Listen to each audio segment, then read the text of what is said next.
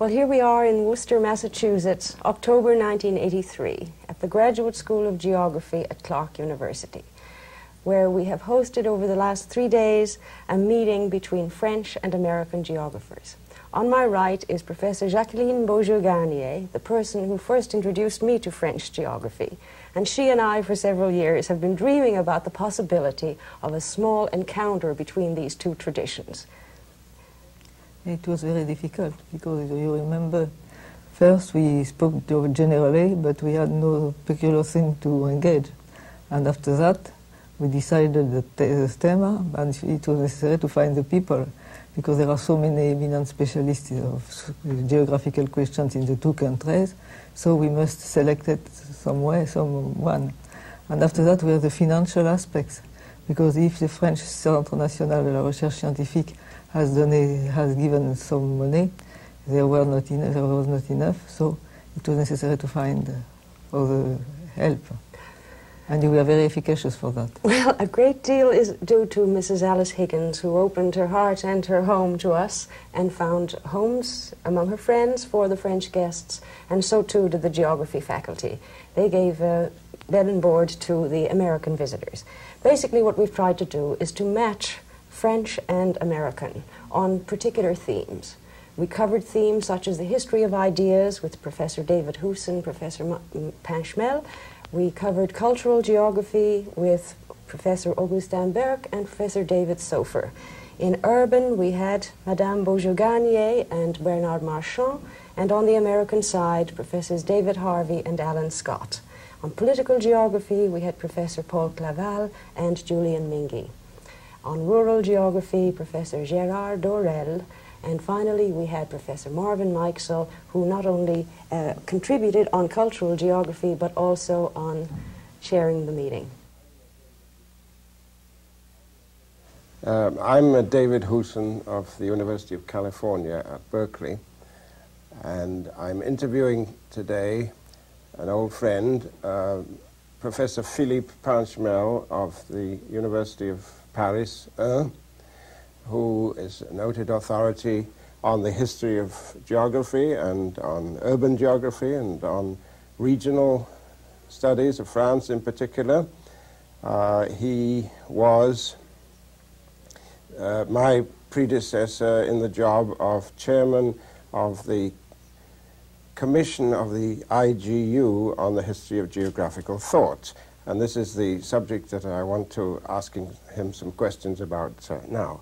So, Philippe, I think you know it is the first visit of French geographers to America, and so the question, I think, naturally arises, what are the differences between the traditions and the status of geography in France and in America? It's a very big subject, and I would just like to ask you to talk, as you will, about what you think of the marriage or non-marriage between classical French geography and the so-called new geography, what the future might be for geography in France, the present position, very large subjects of which you can select what you'd like to say. So I would yes, you are putting big questions, yes. You see.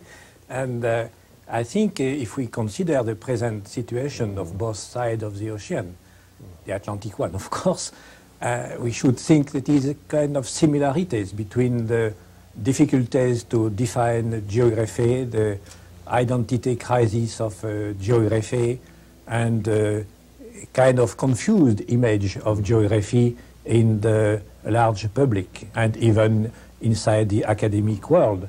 But I think if we go back to the history of the schools of geography in the North America and in France or in Western Europe are quite different. And I think a part of the future maybe lays upon the historical background that French geographers have been trained very heavily on some directions of research and some basic concepts like the relation between nature and mankind or society, on the concept of regional description. We were very stickly strongly attached to the regional monograph, to the description of landscape, and so on. And during decades and decades, French geography stood very firmly and even exported the tradition of monographical survey. And we were in geography without problems and without questions. Mm-hmm. And we expanded mostly in the former French colonies and then after in tropical geography, trying to apply our concepts. And that is why the introduction of what we call new geography appeared as a kind of traumatism for the French geographers, because it took entirely the contre-pied of the classical geography, where we were accustomed to consider the uniqueness of phenomena, uniqueness of regions. New geography proposed to generalize, to modelize, to use a kind of a universal system or theory, social theory, where we were accustomed to describe the visible features and landscapes, see, as Karl Sauer's school. I think we are rather near each other. The two schools were near each other. The new geography put attention on the explanatory factors, which of course were mostly invisible, and to look behind the visible, all the factors who are explaining the geographical reality. And also, I think there has been the problem of the quantification. Most of the French geographers were trained in literature. They learned Latin, Greek, and were not trained in mathematics. So the use of statistical methods explains why maybe a minority of French geographers were able to catch the new themes of the new geography. Do you think that the patient is surviving this trauma, as you put it? Yes, French geography. Many colleagues and maybe myself are rather optimistic, because I think after 20-25 years of experimentation in new geography, all a system of contextual events of change in the mentalities brings the opportunity maybe to get again a convergence between the classical tradition and the best of the new geography. On one side, there has been all the ecological movement, the new interest for nature and for the attitude of human people towards nature, the ecological survey. There has been the rediscovery of the interest of all the geographical regard, le regard géographique on the world, brought not by geographers, but by non-geographers.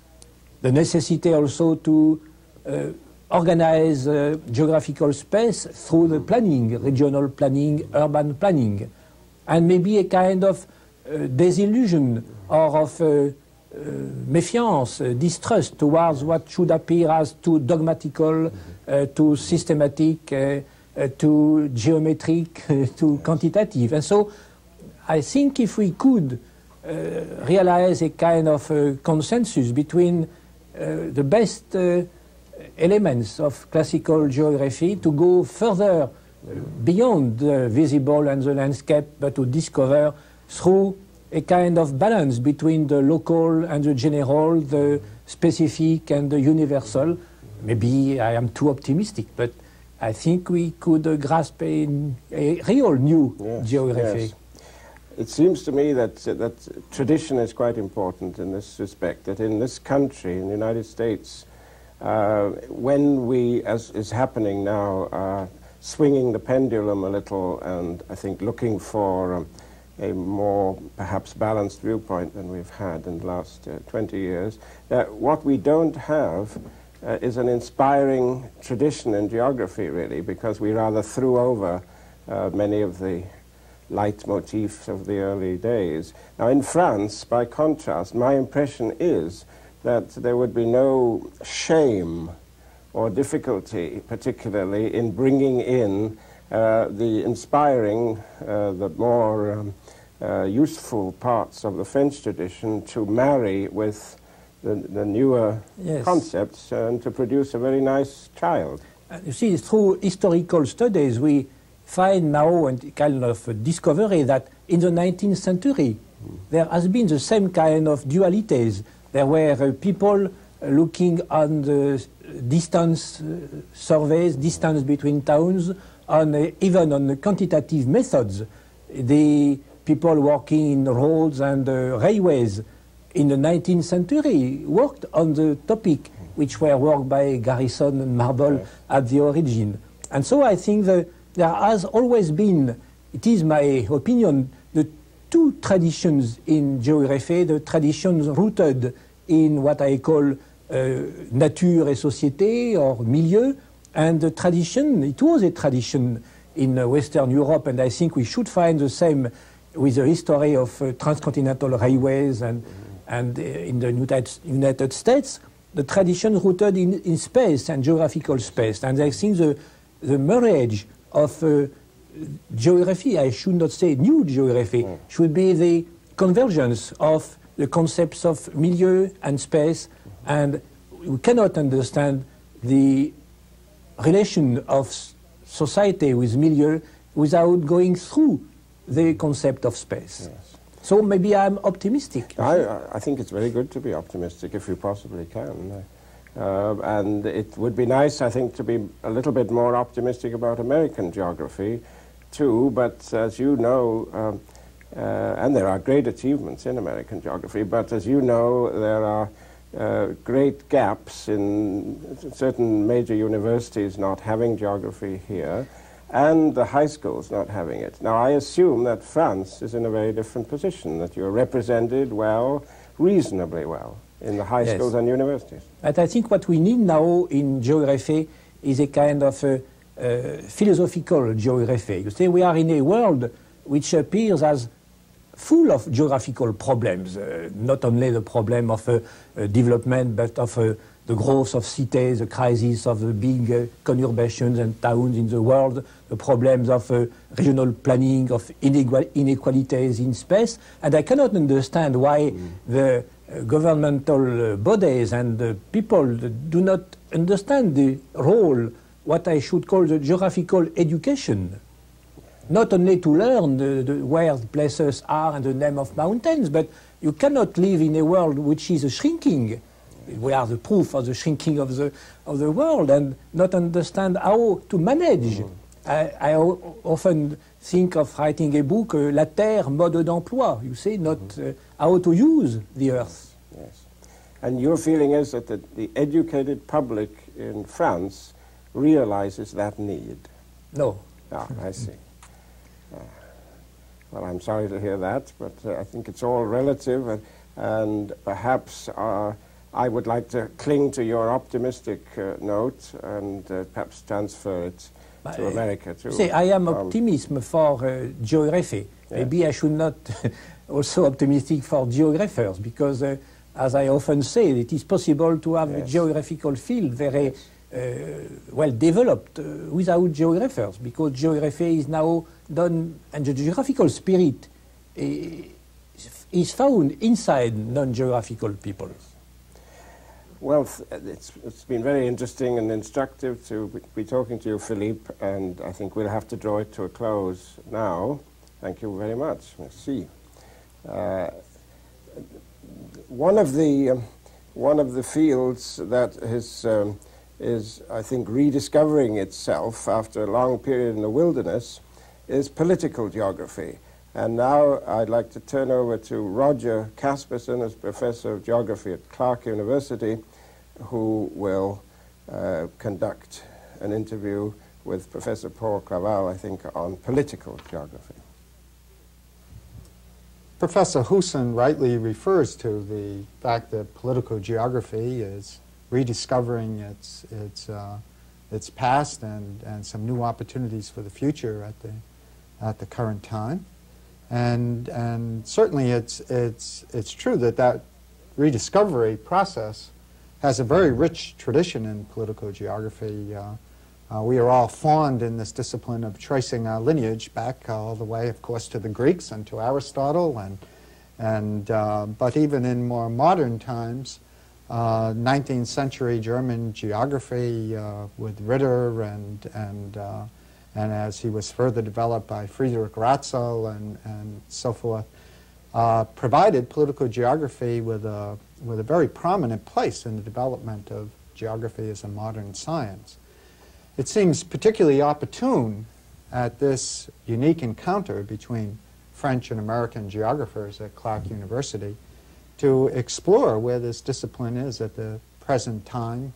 And to do this, we have a fine opportunity with two distinguished political geographers, Professor Paul Claval of the Université de Paris 4 and Professor Julian Minghi of the University of South Carolina, to pose some questions and assess where political geography is and where it's going. And let me begin by posing the general question of, given the fact that there is this rich tradition of the discipline, where is that tradition today in political geography? Because we find in many fields of geography a break that has taken place with the past, disavowal to a certain extent of tradition. And do we see these perennial themes that have existed long through history alive and well in political geography today, or do we have the beginnings of something very different and quite distinct from that? Professor Claval? I think that in France there was a tradition which was built largely on the German roots of political geography. That is, French geographers have the same problems at the end of the 19th century than the German ones. And they were aware of what was going on in Germany. They were readers of Ritter, readers of Ratzel, and so they built something which was at the same time similar and different. Similar because the general framework was the same, and different because they were not glad with the idea of Raumsinn since the beginning of the 20th century, even before the 1920s. And so they try to build a different paradigm out of the same principles. And it was difficult. They tried to use the notions which were familiar to them. They tried to explain the state, the nation, by the complementarity of the different genre de vie, of the different regional orientations. And it was possible to give a good interpretation of the French situation at the beginning of this century using this framework. It was used also in the 1920s, 1930s by Jacques Ancel in southeastern Europe, and it worked. But when you try to apply it to different situations, it was not a good one, and so there were weaknesses in this French tradition. There were certainly possibilities of development, possibilities, for example, because Siegfried has imagined the study of the political process through elections. There was possibility too because de Marchand has studied the British Empire as an organization process, as a way to build territorial unity through a new type of administration. But these new orientations were not exploited, and for different reasons: Second World War, fascism, and perhaps the lack of major political and military problem in the post-war period for Western Europe. Political geography particularly disappeared in France between 1950 and 1970. And so we are still aware of our tradition, but the new developments have different origins. What led to the rediscovery in 1970? You indicate that it was dormant for 20 years. Why didn't it stay dormant? I think that there are different reasons. The first one is that the fear of being treated of fascism has disappeared with the time, and it's important in France. I think that we have more and more military problems in our world. We have more problems in the regional particularities in France.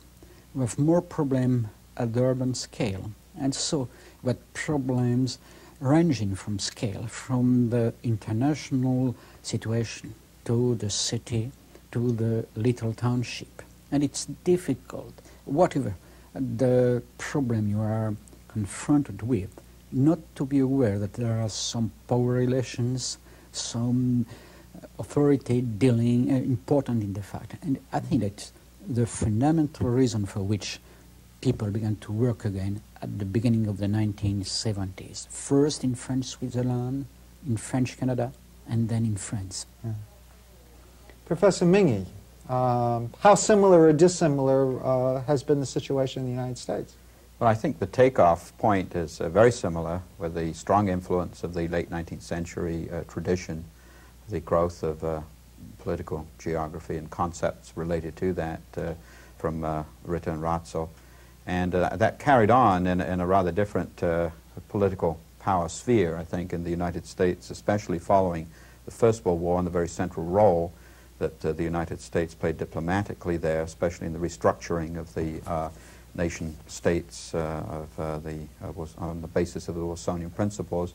And Isaiah Bowman is one of the geographers that's very centrally involved in those discussions. And his textbook, which was published first in 1921 and then many times over, it really is denigrating it to call it a textbook. And its problems, it was really entitled The New World, with the subtitle Problems in Political Geography, and it really was a rather advanced for its time in terms of focusing on what was seen to be major geopolitical problems of these new political regions. And really he set a tone, I think, which was followed by many others, strong influence through the 1930s and the 1940s, really, which really set a political geography, the study of political regions, their structure, their morphology, their historical evolution, and also coming more into examining their function and the problems that they threw up, especially at the edges of boundaries and conflicts. And this was taken through, as I said, by people like Whittlesey, Hartshorne, and Van Valkenburg here at this university. And that tradition is very strongly carried through. I think in many of these people were involved in various ways during the Second World War in various kinds of intelligence studies because of their background and assessing the almost a power inventory process, as well as an analysis with some basis possibly for prediction of the relationship of power and territory. And that tradition was a very strong one, and I think took geography through, took political geography through to the 1950s, and I think was particularly brought forward and in a more modern context by Hartshorne in his famous presidential address in 1950, not really changing it basically, but trying to give this focus on the study of political regions and their analysis on, especially at the state level, a functional approach, as he called it. Now, I think since then, there's a strong influence of that carried through, but I think there have been some major changes, again, as Paul mentioned, I think, in the 1960s and the experience of the more of a peace-type activity. I know certainly in Europe and in many of the interests of the United States, I think there was that tradition perhaps carried on more in the more of the global equilibrium models approach. Saul Cohen, again, is here for some time at this university, and his, as a modern-day version of the Spickman and before him Mackinder tradition. But I think one of the things, as you well know, in the book we put together in the late 60s was trying to bring attention to the fact that political geography seemed to be stuck at this level, and that the major events that were happening to especially economic and urban geography in our field were somehow missing any impact in political geography, and we were trying to perhaps call more attention to the focus on process and less on structure, and also on behavior in the study of the organization of political space, and not only at the national level but at other levels, and trying to make some parallels. And I think that takes us through to the into the 1960s, and I think we've had a very different development in political geography that now in the early 1980s, I think it's a much more exciting field with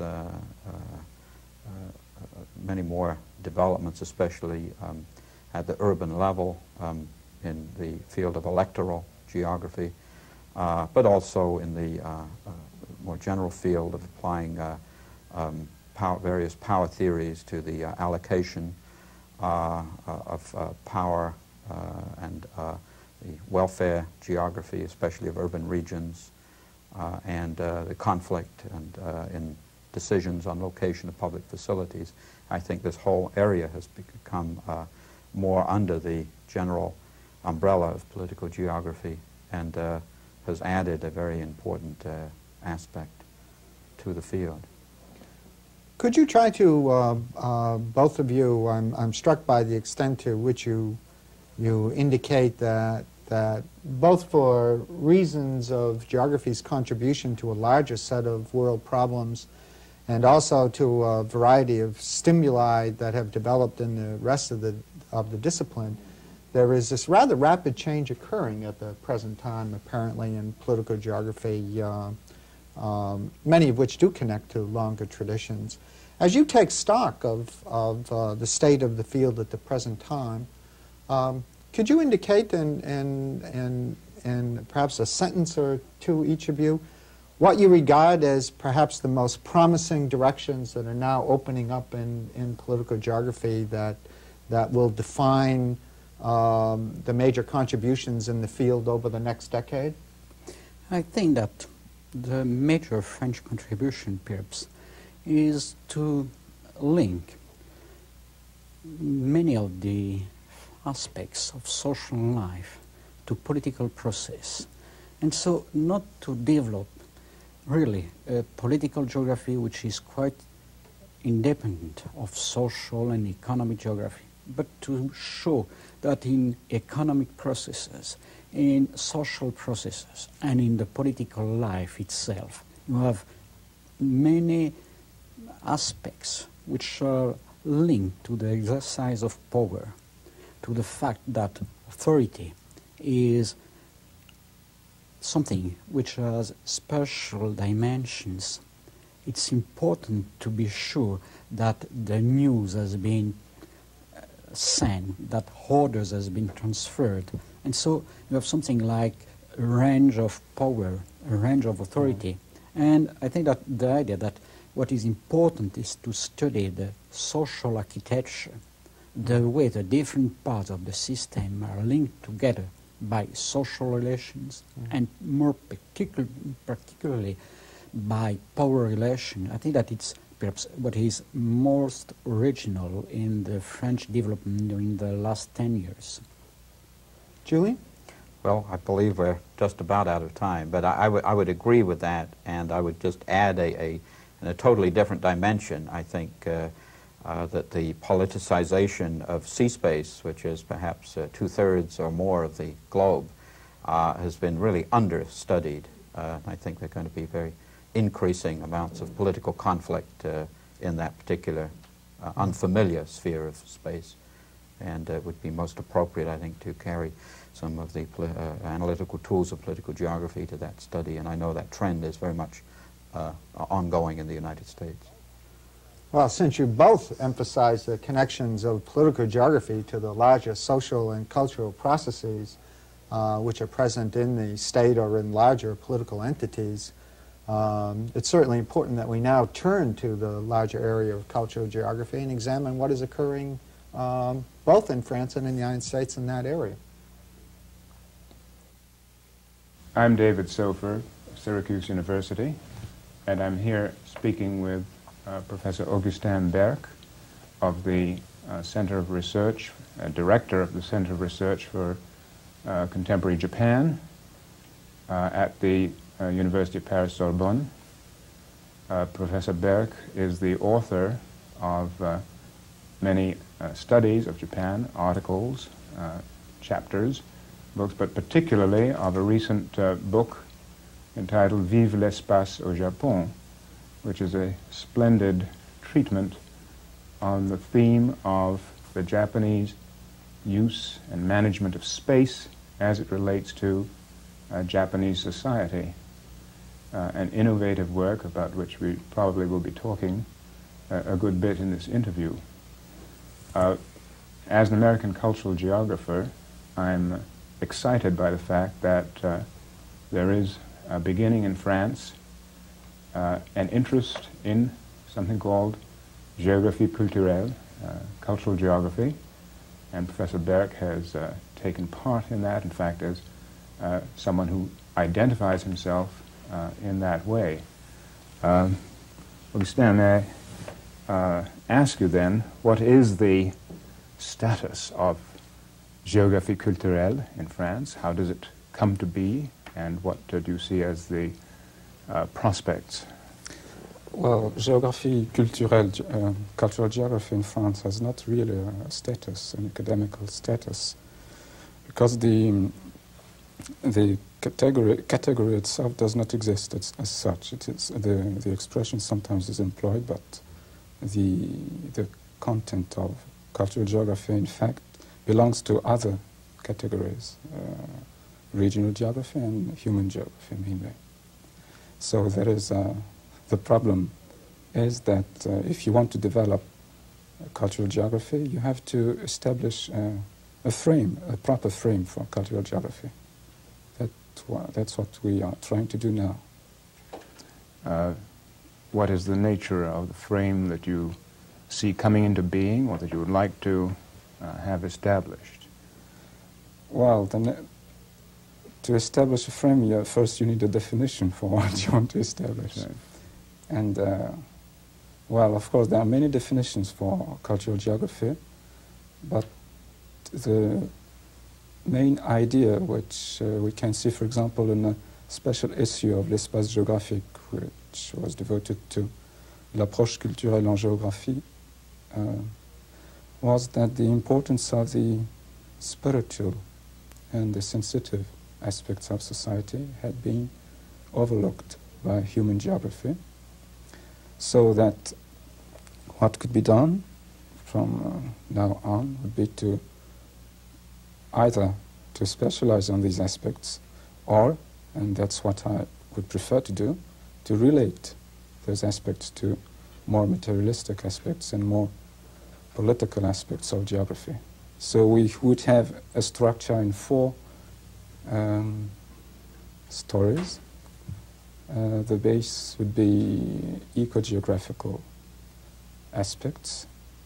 Then we would have sensitive aspects, then spiritual aspects, and to end with political aspects, to start again from the beginning.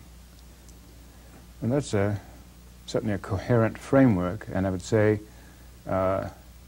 if it is implemented, would distinguish French cultural geography from American cultural geography, which in fact has developed perhaps quite differently, without that kind of concern for, I might say, a strong philosophical underpinning. I think the charge has been probably justly made that American cultural geographers have been, so to speak, philosophically inarticulate, have not articulated the basis for what they see as a very separate and distinctive part of the discipline of geography.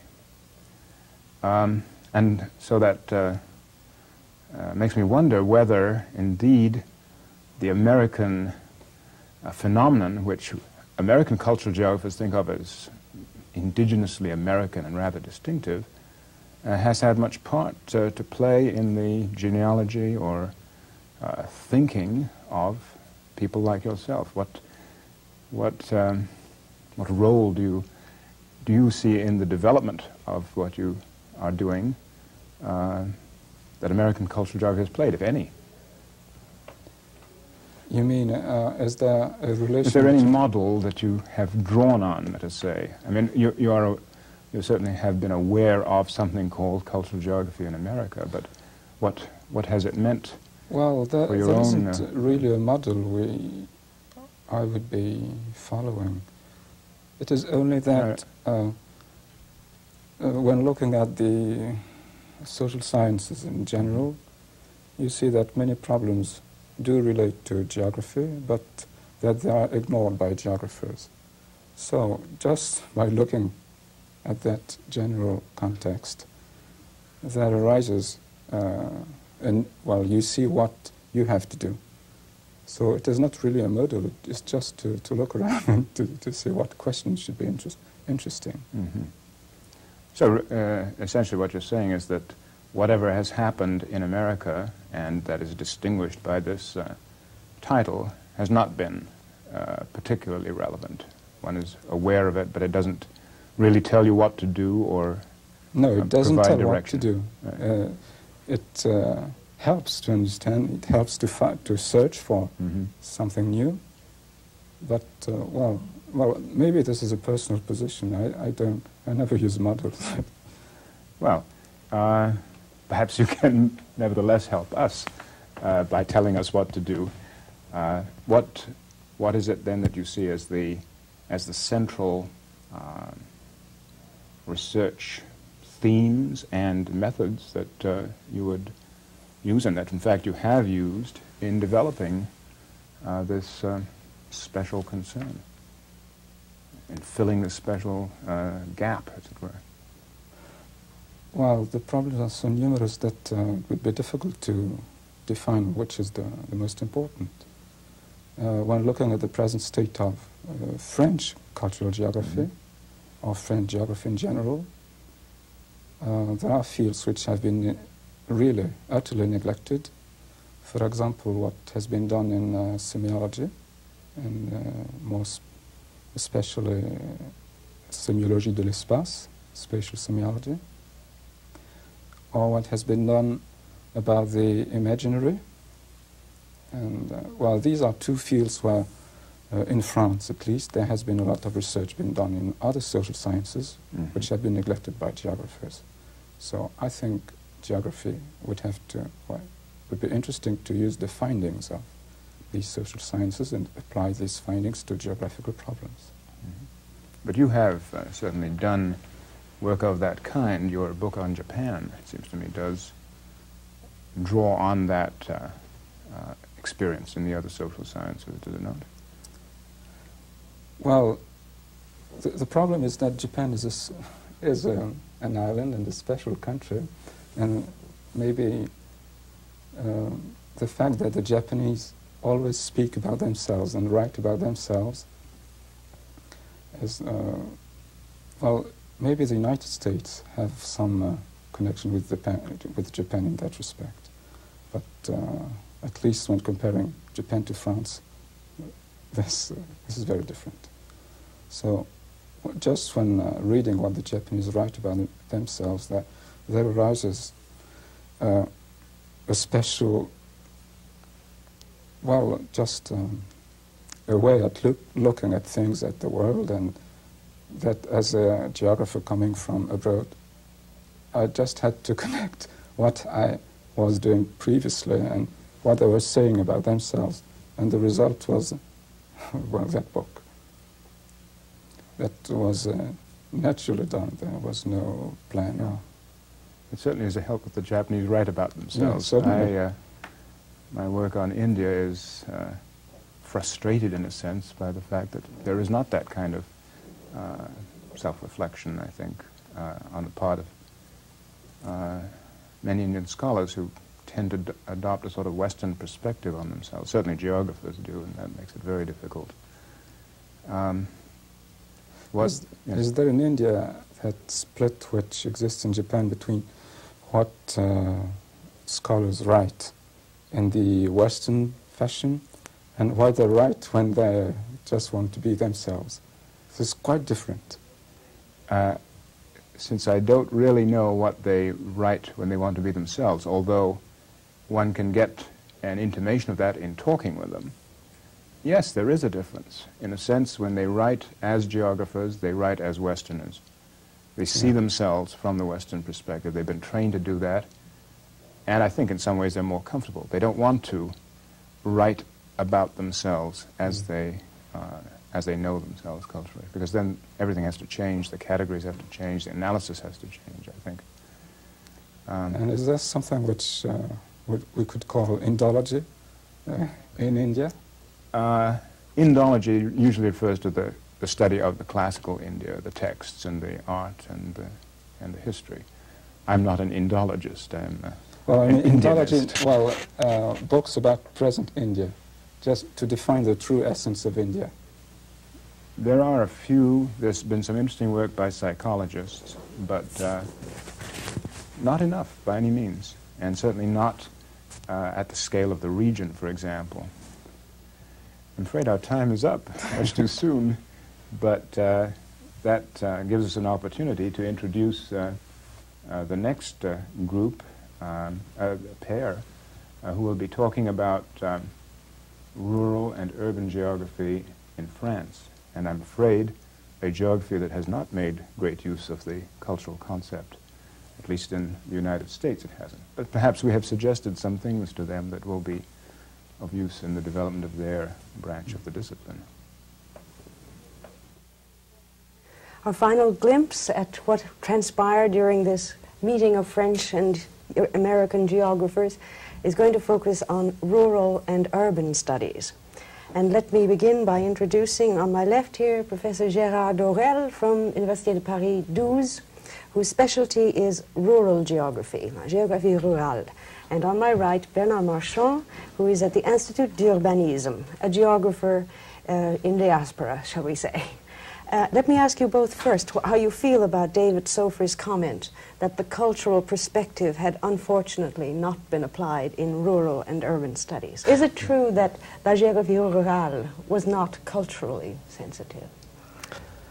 Well, I think the rural geography in France, anyway, is something of a most important branch. And as I said, in the rural geography, you can find anything. You know, a lot of geographers in France, and it is a big difference with American geography. A lot of geographers in France are doing rural geography, but behind the rural term, you can set what do you want. Well, we are doing either economics of farming, economics of rural landscape. We are doing studies on industrial in rural parts of the country, tourism, and a lot of things like that, you know. So it is really difficult for me to make a difference between the American and French rural geography. American geography is more economic oriented, but most of the time, as you said, we are just 4% of the populations which are engaged in farming. So in the American farming or American rural geography, we are not more than 4%, and I think you are even less. But in France, it's a difference. We are certainly more economic rural geographers than farmers. Maybe in some time it will be the case. But insofar as you have studied rural society, agrarian communities, and their cultures, you really don't deserve that label which Professor Sopher gave to rural. I don't think so. Perhaps it would be true of American rural. What about you, Bernard, in the urban field, not necessarily urban geography? Well, I would tend to disagree with Sopher's statement in the urban field. I think people like Françoise Chouet, who teaches in my institute, has really gone quite far in the application of cultural concepts in urban studies, urban field, urban geography. Although she did it probably in a quite different way, at the same time more philosophical, more theoretical, and more historical. Mm-hmm. But the word cultural is very wide, and I think it could fit in the definition. Fine. Let me ask you both what the cutting-edge areas are in your respective fields. What are the areas that you think American geographers have something to learn from? Should we go back to you, Gérard? It's difficult for me to answer such a question. But I think the global approach of the French rural geography is something the American geographer could learn from us. But not necessarily rural studies of America, but maybe studies in areas that indeed have a rural tradition. No, I think you have rural tradition in some part of this country. We visited New England this morning in central Massachusetts, and you can find in the landscapes and a lot of things to do, just in our manner of seeing the landscape, the rural landscape.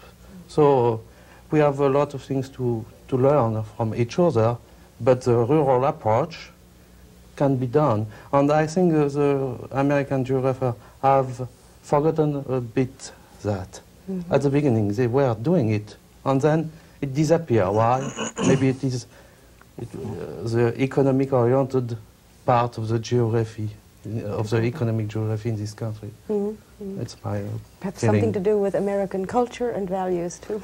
Maybe. Bernard, what in the area, in the urban area, that surely is one which France and America have much in common with, about. Yes, well, I would see the defect of the American studies in the urban field. I'm not sure they have much to learn from France. But the main defect I would see is an excessive specialization.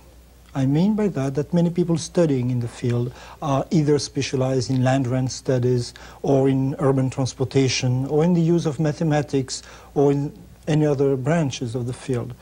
However, when they are doing quantitative study, they seem to be dangerously closed to other kind of studies. I would tend to believe that a good urban studies should be quite open to very different methods and a very different kind of approach. I'm not sure we do it in France.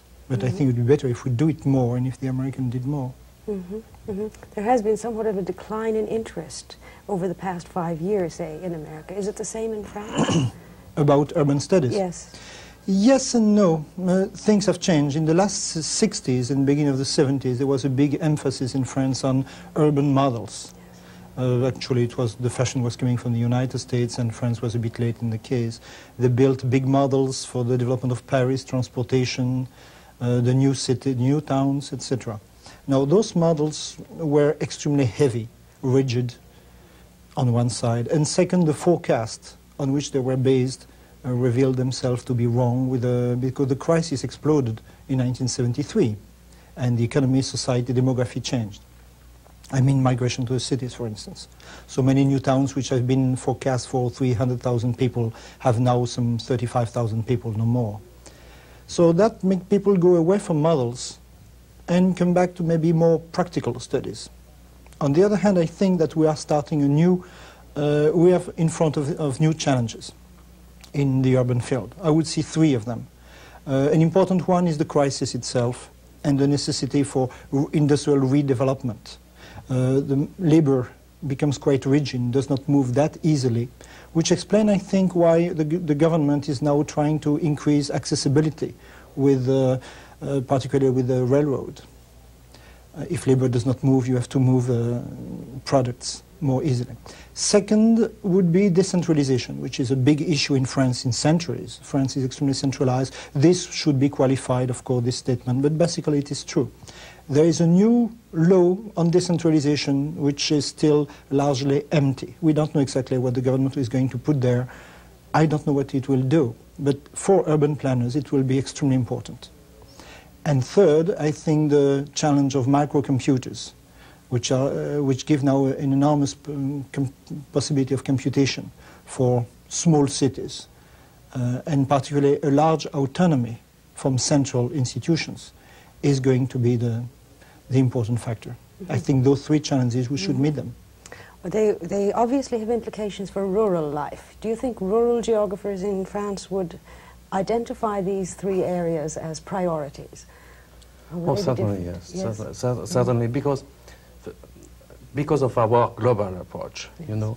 We are near the same, how can I say,